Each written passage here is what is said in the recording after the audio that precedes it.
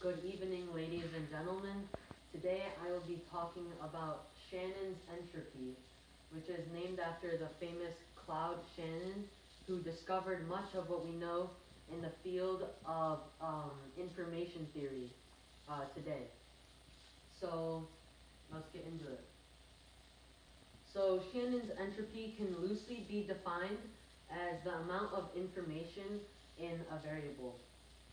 In more specific terms, it is the amount of storage, such as the number of bits, needed to store a specific variable or outcome. And before we get into some specific examples, let's talk a little bit about bits.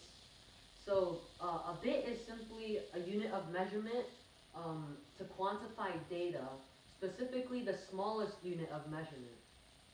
In our digital world, pretty much every message is composed of these zero or ones, which are just bits. Um, and so a key thing to note about bits is that they reduce every bit transmits that is transmitted through a message reduces the recipient's uncertainty by a factor of 2. And I'll get into this a lot more later. To sort of demonstrate what I've said so far, I'm going to give a quick example. So let's say we have a person here, and this person has a completely fair coin, so 50% chance of getting heads and 50% chance of landing on tails. So this person wants to flip the coin and pretty much just send a message to his friend over here about the result of his coin flip. And he can only use bits to convey the message. So, so intuitively, there are two options, obviously, and they're both equally likely of occurring, just heads and tails. And like we said before, bits, it's either 0 or 1 as the number. So a bit can either be 0 or 1. So obviously, we can assign 0 to be heads and 1 to be tails, or the other way around. And we can just send that 1 bit to the friend, and the friend should be able to conclude what his outcome was of the coin flip. So let's talk about why the reduction factor of this was actually 2. So at first there were 2 cases, obviously, either heads or tails, and the outcome that he sent, there was just 1 outcome. So it went from 2 possible options to 1 option, and 2 over 1 is obviously just a factor of 1. And that was what I was talking about with the reduction factor of uncertainty by 2. So 1 bit. Obviously, I'm going to go over another example, which is just now 8 balls of different colors, and it's the same concept. The person wants to send the result of whichever color he chooses to his friend, only using 0 or 1s, okay? So, once again, they are all equally likely of occurring, so 1/8 probability for each ball. So let's start with the reduction factor this time. We know that there are 8 possibilities at first, and the person only wants to send 1 outcome, which is the outcome he chooses. So the reduction factor is simply from 8 to 1. And with our definition of bits, we know that each bit can reduce the uncertainty factor by 2. So the first bit we send can reduce these 8 possibilities to just 4, and then the next bit can reduce it to 2, and then the last bit can reduce it to just 1 option, which is the option that this person chose. Okay, so that's 3 total bits, and that is our hypothesis as of now. So let's use intuition again to try to prove this. So we have the bits that can be either 0 or 1, and we want a certain number of bits such that 0 or 1s can be strung together to to create 8 possible cases. So in other words, 2 to the power of what number can give us 8 different unique strings of bits, okay? So we can use the log function, or in other words, we can do log base 2 of these 8 to get 3 bits, and that makes sense.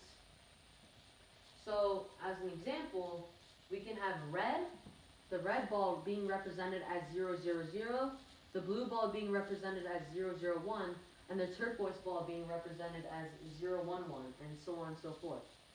And then, so there are 8 possible unique 3-digit combinations, which gets us a total of these 8 different balls.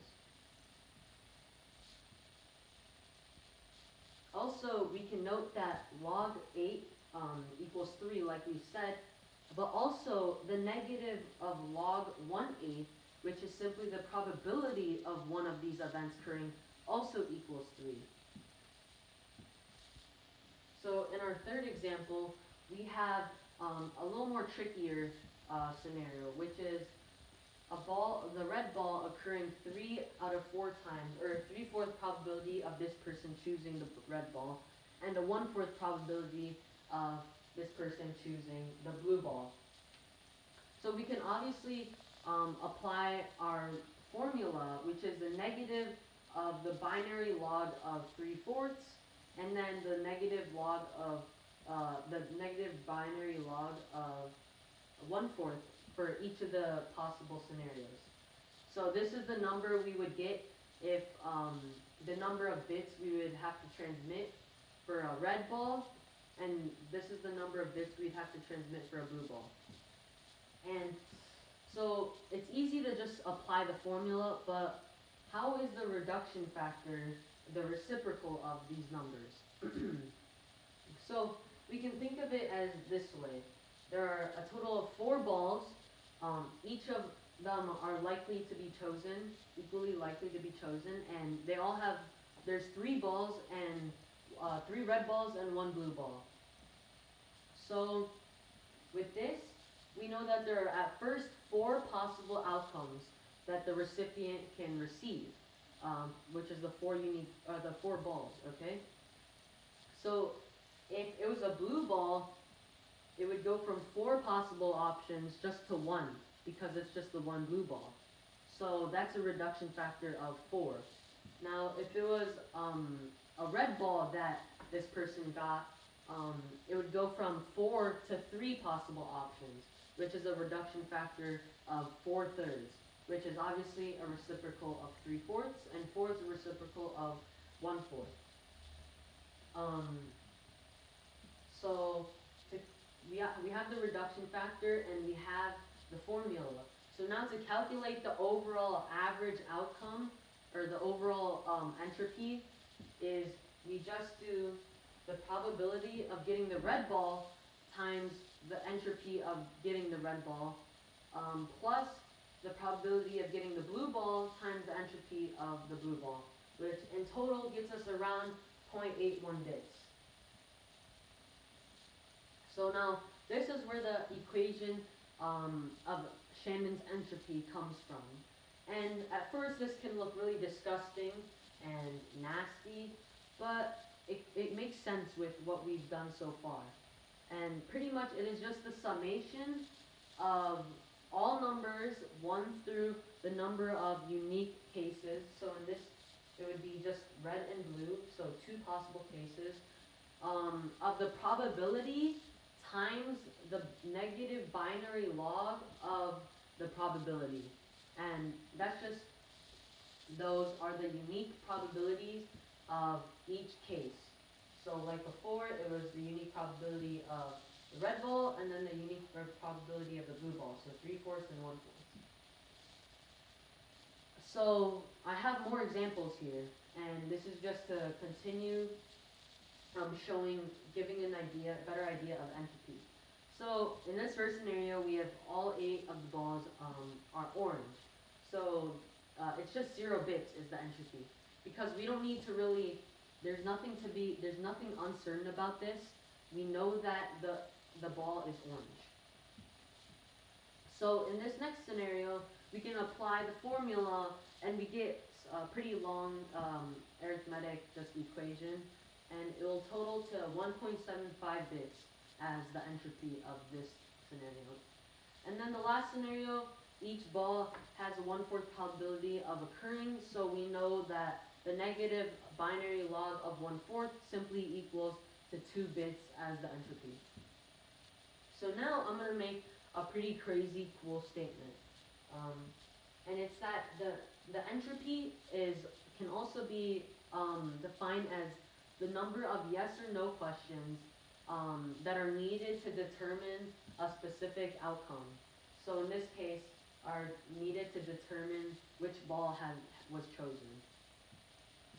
So in example 1, obviously 0 questions are needed because we know that the ball has to be orange. No matter what this person picks, the ball is going to be orange.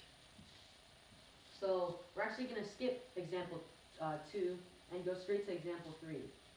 So in example 3, we can use sort of a binary search technique to narrow down which ball he chose. So at first we can ask, is the ball orange or green? If the answer is yes, we can go further and ask if the ball was orange. If it was, then we know it's orange. If not, then it's green, and then so on with the right side of the tree. So in total, each of these has 1/4 of probability of occurring. Each of the balls has 1/4 of being chosen, and each of them takes 2 questions on average to be determined. So the entropy is just 2 questions. So now let's take a look at example 2. So if we applied the same thinking, then we would still get 2 questions, but that's obviously not the entropy. The entropy is 1.75. So let's try to think of a better way. As we can see, there are a lot of orange balls, specifically half, which is really good.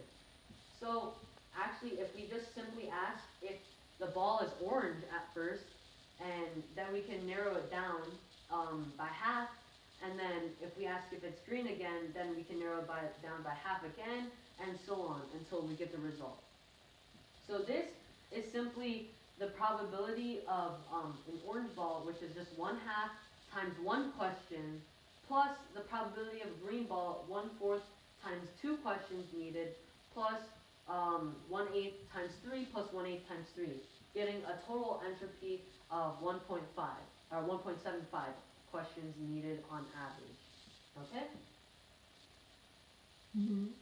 So let's take a look at why this is the case. Why this statement that entropy is the number of yes or no questions makes sense. So remembering once again, entropy is the number of bits needed to convey a certain variable or convey a certain outcome. So, and then once again, we know that bits, every single bit that is transmitted reduces the uncertainty by a factor of 2. So, putting these together, we know that a yes or no question pretty much does the same thing, right? A yes or no, you get 2 possible results. So on average, you can narrow it down to just half of the number of cases if you ask strategically, like we did before.